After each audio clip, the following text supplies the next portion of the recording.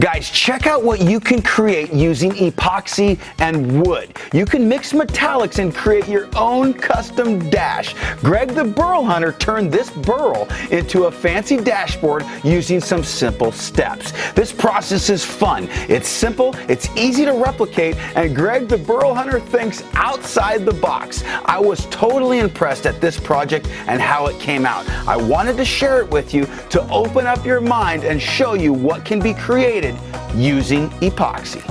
Greg followed the steps to create a mini river table. He used the existing dash as a perfect template and then used his drill press to punch those holes out.